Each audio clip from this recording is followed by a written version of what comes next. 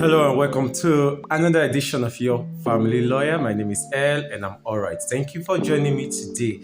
Today's topic is: can my spouse stop my ex or stop the parent of my child from having sex with that child? In case you just joining me and that's the first time you are ever on Your Family Lawyer, what I share here is not legal advice, right? It's just legal opinion and for legal educational purposes, because I'm a lawyer and I am also a counseling psychologist. Let's go straight into today's conversation. This is a scenario that I want to paint for you to understand the topic better.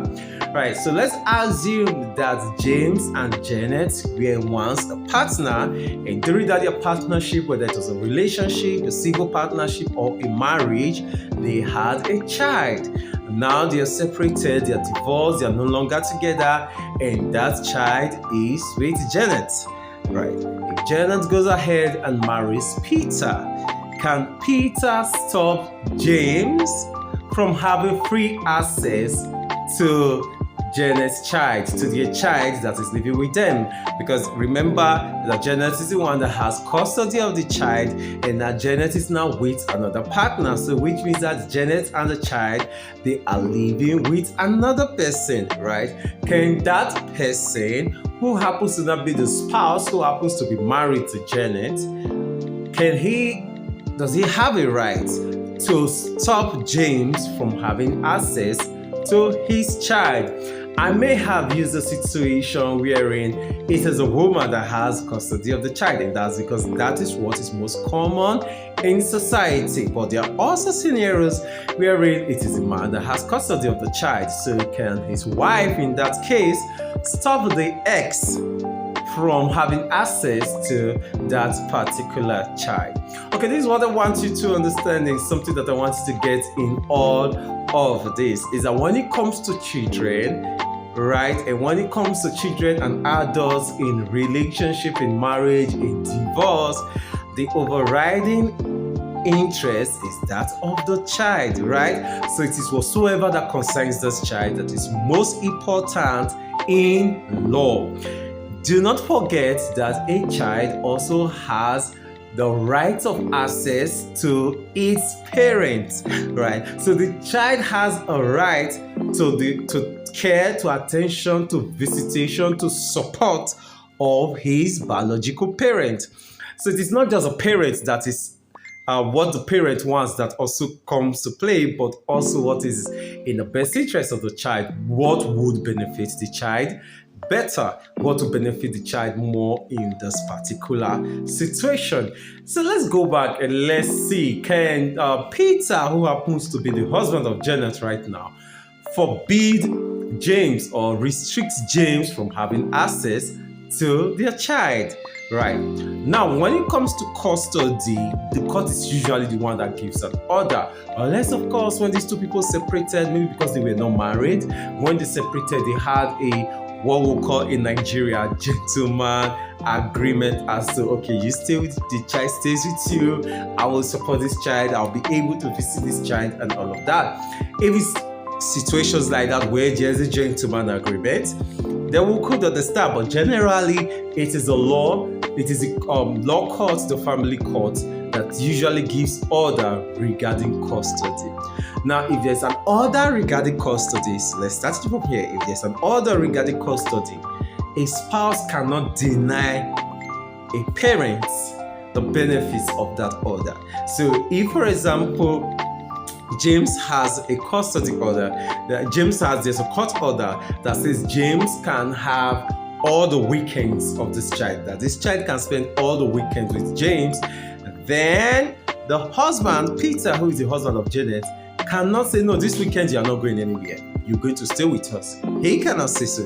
Or if James has the right, their custody order to be able to call every 3 days, Peter cannot come up and say, oh, no, he will not be able to call. If that ever happens, I want you to realize something, that people can do things. That they can do things does not mean that it is right, or does not mean that if they are challenged whatsoever they did wrong would be validated. So What could happen in that situation is that James can come up and say, this particular person or this particular house is toxic for my child because this person is restricting my child from having an enjoying relationship with me, the father, with me, the mother. Right. So in that situation, we have to just see how we can work this out because the family dynamics has changed. So Janet may want to go back to court to say, let's review the custody order because the dynamics of my family has changed. I'm not married now, and this man cannot just walk in at any time the way he used to before. And of course, you should know if you're going back to court like that, it could also affect the general custody, right? So can this person say this and this person say that? If we're interpreting the word can, the person can. Yes, you can try to restrict the other person. But if the person challenges it by law, you would be cautioned. In fact, that child may even be removed from that house. Are you in that situation right now where you are unable to access your child because a parent, a step parent, yes, let me use that, because a step parent is limiting and restricting access? Then you can contact a lawyer and go to court and challenge the access to that child, right? Are you the step parent and you feel that, oh, the access to this particular child is excessive and now in this child's life I want things to be more structured and more ordered because of the new dynamics in place? You could either have a gentleman agreement with this other parent, or you may request that the biological parent of this child that is now your spouse to go back to court to review access again, right? Remember that at the end of the day, the court will always take into consideration the overriding interest of the child, so that it is what benefits the child the most that the court will be most concerned about. In case you have any family law question or you have any issue that requires legal counsel, that requires legal advice and legal opinion, you could use the details showing on your screen to reach out to me and I will answer you.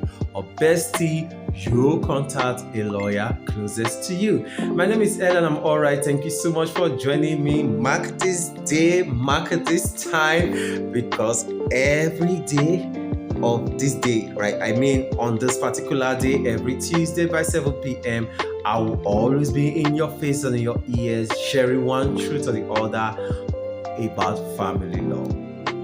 You're all.